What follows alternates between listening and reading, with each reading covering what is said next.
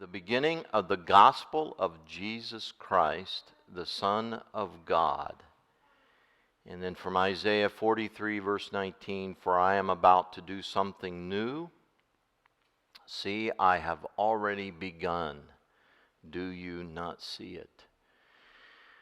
Just for future reference, NASB refers to the New American Standard Bible, and NLT refers to the New Living Translation. So anyway, as we take a look at the Gospel of Mark, there's some characteristics of this Gospel. As you know, there's the four Gospels. There's Matthew, Mark, Luke, John. The first three Gospels, Matthew, Mark, and Luke, are called the Synoptic Gospels. And that's because they have a lot of the same material, word for word. In fact, 93% of the book of Mark is found in the other three Gospels. And so Mark is the shortest, and probably tradition says that the Gospel of Mark was influenced a lot by Peter. And of course, as with everything, all these things are always debated by scholars endlessly. And way back in the 4th century, a guy by the name of Eusebius referred to a description from a church father around the end of the 1st century by the name of Papias. And Papias said that Mark, and he referred to the John Mark that Paul refers to in his writings.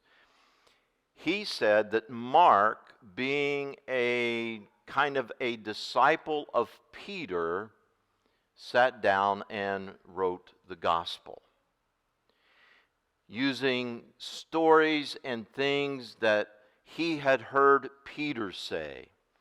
And so this gospel appears to be influenced by Peter quite a bit. But so Mark writes, now all of us know Peter as being an individual who never minced words, right? Peter was always outspoken, and he would state his case very clearly and very forcefully most of the time, and he wouldn't use a lot of words. When you read through the Gospel of Mark, what you'll find is you'll find a laser focus. You can almost sense Peter's personality in some ways coming through this gospel. There's a laser focus, and what I mean by that is when you take up the Gospel of Mark, you all of a sudden you feel like you're starting in the middle of the story, because Mark does not have any kind of a birth, an account of Christ's birth, as Matthew does and Luke. And Matthew and Luke even go back further than the birth of Jesus and give some backstory to what's going to happen with the birth of Christ. And so all of a sudden, when you have in Matthew chapter 3, you have Jesus coming on the scene, you have this backstory of where he's come from. Luke is the same way. Luke gives a backstory. As you know, Luke talks about the birth, even the birth of John the Baptist, and then the birth of Jesus. And then Luke introduces Christ at his baptism. And so again, you feel like you've kind of got a little bit of a backstory to that. In the Gospel of John, John does not cover the birth of Christ, but John goes further back than any of them. John says, in the beginning was the Word, and the Word was with God. And so John gives us a backstory all the way back to creation and before, so that when this man Jesus arrives on the scene, it's like you have this context of who he is. Mark isn't like that. Mark starts out, this is the beginning of the gospel of Jesus Christ, the Son of God, and then he moves right to John the Baptist, and from John the Baptist he moves to the baptism of Christ, and then from the baptism of Christ he moves to the temptation of Christ, and he moves on into Jesus' ministry. And as you start out the Gospel of Mark, you have no backstory whatsoever. When you get to the end of the Gospel of Mark, Mark ends it just as abruptly as he began it. He ends it with the women having been to the tomb, and they're bewildered and they're scared. Now I know when you read in your Bibles today, you'll read beyond verse 8 in Mark chapter 16. And we'll cover this when we get to it, but most scholars believe that from verse 9 to the end of the Gospel of Mark was added much later and wasn't a part of the original Gospel of Mark. And there's some really good reasons for believing that. But Mark is laser focused. He is focused on one thing. He's focused on the life of Jesus from the announcement of John the Baptist to his resurrection. He doesn't give us anything before that, although he will, through his gospel, reach back in and pull in the Old Testament teachings about the Messiah and the prophecies.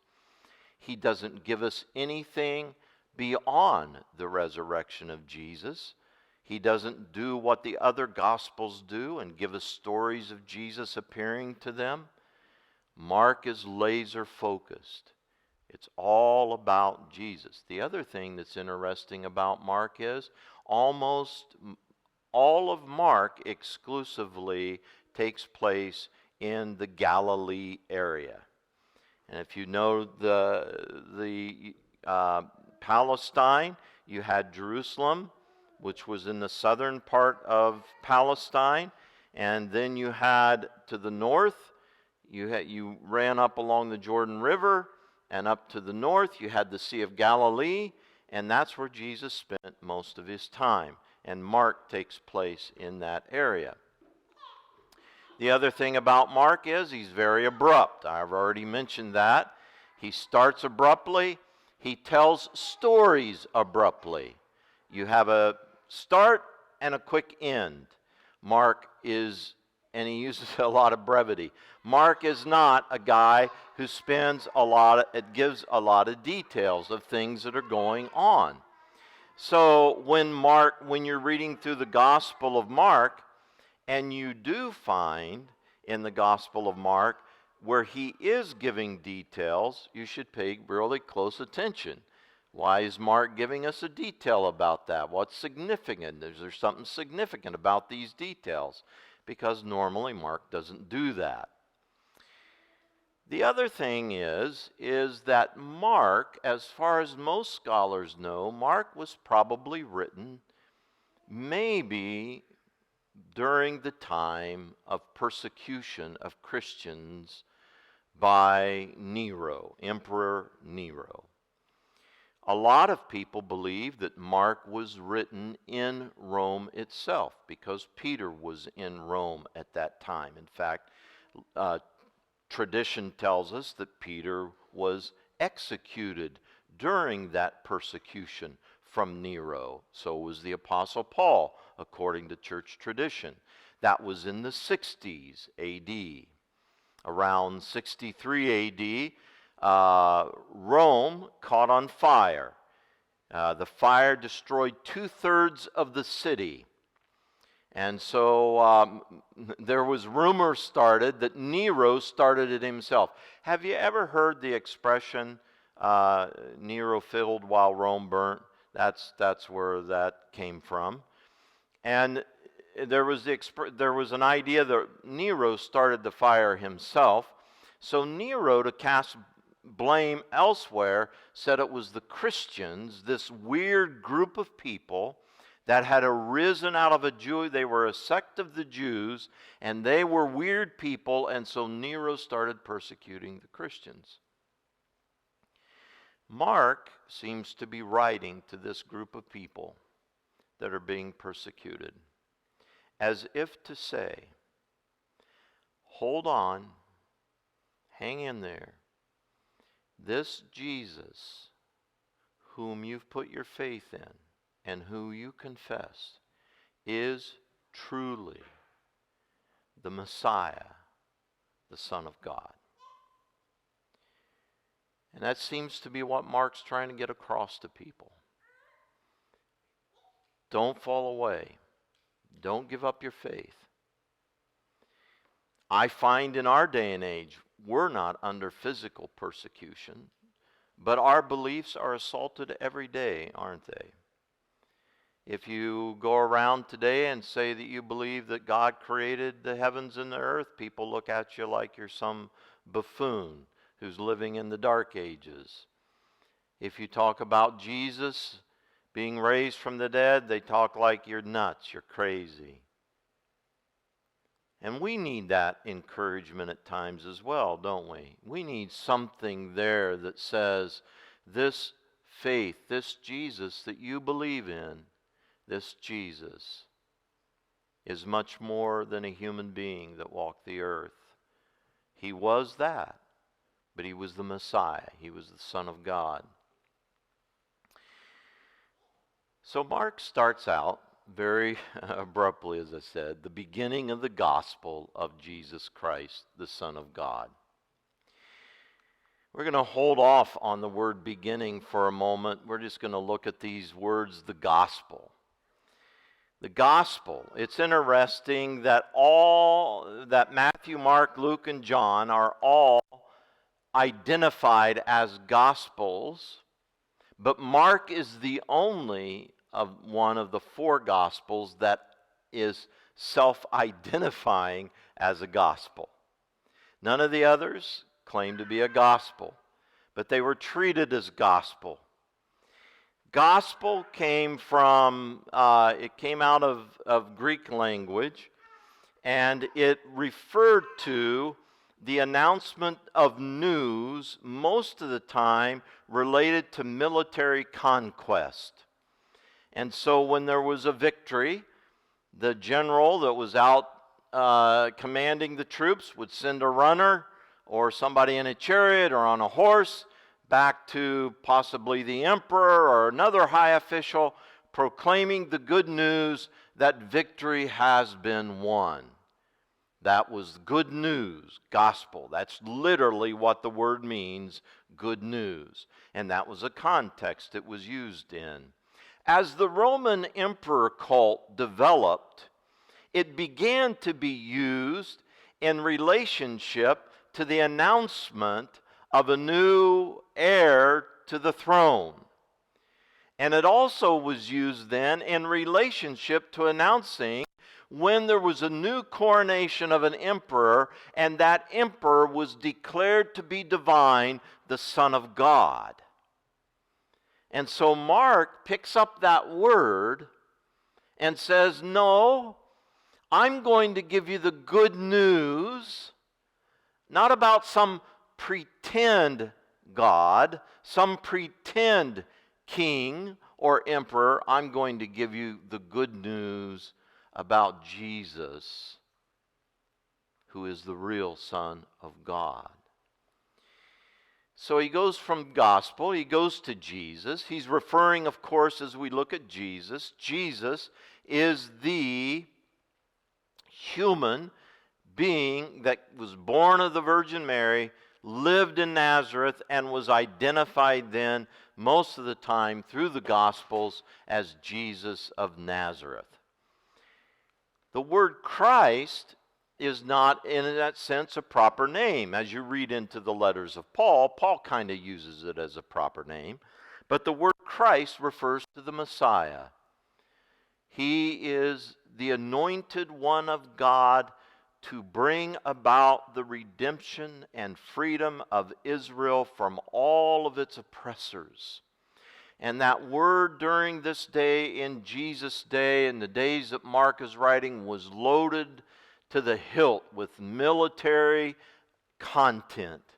They saw Jesus arriving, they saw the Messiah arriving on the scene, coming in as a military leader to lead in conquest conquest, a violent conquest over all of Israel's enemies, primarily Rome at that point. And he's going to establish God's kingdom on the earth. And we're going to be out from under the oppression of these Romans. Mark, when you read through the Gospel of Mark, you read through the other Gospels, Jesus as the Messiah is a very different Messiah. He didn't come with violent conquest. He came with humble submission and submitted himself to the cross. And through the cross, defeated death, sin, and the devil. The thing that really holds us in oppression. The thing that can lead us into an eternity without God. That's what Jesus came to deliver us from. He is the Messiah, not the Messiah they were expecting, but the Messiah that God had promised. And he's the Son of God. It's interesting that it wasn't necessarily, we equate now the Messiah with the Son of God. That was not anticipated. Very few people anticipated that he would be the Son of God. We're going to take a look at that as we go through Scripture, as we go through the book of Mark. Because there's a lot of non-believing scholars that believe, that title, the Son of God, that was added on later by Christians, that Jesus never considered himself to be the Son of God. So we're going to take a look through the gospel and find the places and see the places where there are things that are attributed to Jesus that could only be attributed to the Son of God. And then on the cross, at the end, while he's dying, a Roman soldier who has seen many, many crucifixions saw something different about Jesus that caused him to exclaim, "Truly this was the Son of God." It's the fact that he is the Son of God that gives you and I any kind of hope for freedom from oppression in this life, from the oppression of sin and death and the devil, and freedom with Christ forever in heaven. It's because he's the Son of God. So let's go back and look at this word beginning. It's a word, so so I think all of you know that the Old Testament was written in Hebrew. And as the world became civilized under Greek culture, there was a desire for the Hebrew to be translated into Greek. And so there were 70 Bible scholars of that day that gathered in Alexandria, Egypt, and they translated the Hebrew scriptures into Greek. It's called the Septuagint. Sometimes in your readings you might see it abbreviated with the Roman numerals LXX for 70 because of the 70 scholars. So in Genesis chapter 1, where we read, "In the beginning God created," the word there for beginning, and there's more than one way to state beginning in a Greek language, but the word beginning is the same word Mark uses here. And in the beginning, what did God do? In the beginning, he brought order out of chaos, is what the word says, right? The world was in chaos. And he brought order to the chaos as the creator. What is Mark referencing? Who is the one that's bringing order out of our chaos? It is Jesus. In the beginning. So Mark goes, even though he doesn't give us much backstory, this word takes us all the way back. So that when Mark talks about in the beginning, he's including the whole story all the way back through the Old Testament. Kent Bauer, this is from the New Beacon Bible Commentary, says, Mark sees the coming of Jesus and his ministry as the beginning of God's previously announced purposes that are now coming to fulfillment. The beginning of the good news thus includes the whole story. It reaches back into Scriptures and then on to the preparatory work of John, that is, John the Baptist. And it includes the proclamation in word and deed by Jesus, the announcement of the coming of the kingdom. We'll see that over and over in Mark. As well as his passion, his crucifixion, his resurrection, and his reconstitution of the scattered disciple band in Galilee, those disciples who would continue the mission. When you read the Gospel of Mark, it ends with the disciples being scattered. They're afraid. In fact, the other Gospels bring that out. Where were they after the crucifixion of Jesus? They had scattered, but there were those that were still in Jerusalem. Where were they? Behind locked doors. They were afraid. They were scared. And Jesus brings them back together.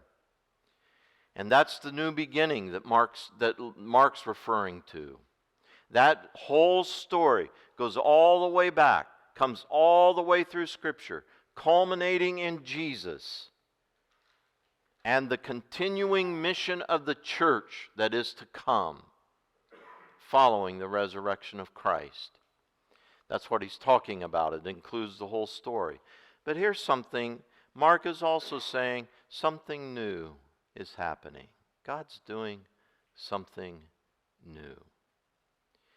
You know, one of the things that it might be a personality thing, but in a lot of ways it's just maybe human nature. How many of you like routine? Now, I'm not talking about boring routine, but routine, right? We like some order to life, right? Some more than others, right? Some people I know can live on the edge, making impulsive decisions, moment by moment almost. And others, you know, it's like, give me 3 weeks and I can tell you whether or not I'll plan it, all right? And we've got to have it all laid out. And we like routine. We can get into routines. We get comfortable with routines. For the last 2.5 weeks, we've been taking care of not only our 6-month-old puppy, but our daughter's 3- and 2-year-old Labradors. And they have upset my routine. And I am ready for them to go home, you know. They were nice for a little while, and they've kept Boo busy, but yet at the same time, when it's 8 o'clock, I'm ready to kind of calm down and just kind of, you know, let the day slip out and get quiet, and they're wrestling on the floor, chewing on each other. So I've missed my routine. The interesting thing is about God is that there are things that God established that were routine. He set up festivals. He set up feast days. He set up worship in the temple. He established rules and things of that nature for people to participate in. But what we miss sometimes with God is that God is also a God who is constantly creating. Creation isn't, He finished the creation of the world in 7 days. And after the 6th day, He rested from that work of creation. But He's still a creative God. And He is not done with me. He hasn't rested with me. In fact, the Apostle Paul says, "He who has begun a good work in you is able to complete it." He is doing something new. He wants to lead me into something new. He wants to lead me into a new depth of relationship, a new perspective on my relationship. Husbands, wives, I hope you've never had to hear this, but have you ever heard from a spouse says, "I feel like our relationship's getting stale"? Usually comes from a woman to a man, but I've heard guys do that too. We're just kind of in that routine. We're kind of in that rut. We need something different. We need something new. And God does lead us to places where we have that maybe repeat intimacy with Him. Maybe we've got a spiritual discipline we're involved in. But God is saying, "I want to do something new in you." And Mark comes along and says, "I'm going to talk to you about the beginning of the gospel of Jesus." God is doing something new. Isaiah talks about that in the 43rd chapter. Isaiah is prophesying about the time that Israel would be in exile in Babylon. And he's saying to them, God's saying to Israel, "For I'm about to do something new. See, I have already begun." You know, God's always ahead of us. You don't have to catch God up. Ideas that come to my mind, God's already, if it's from God, not all my ideas are from the Lord. If it's from God, He's already out in front of me. He's already doing things, getting things prepared. He prepared the way for Jesus, didn't He? He sent John to prepare the way for Christ. He says, "I've already begun. Do you not see it?" God is leading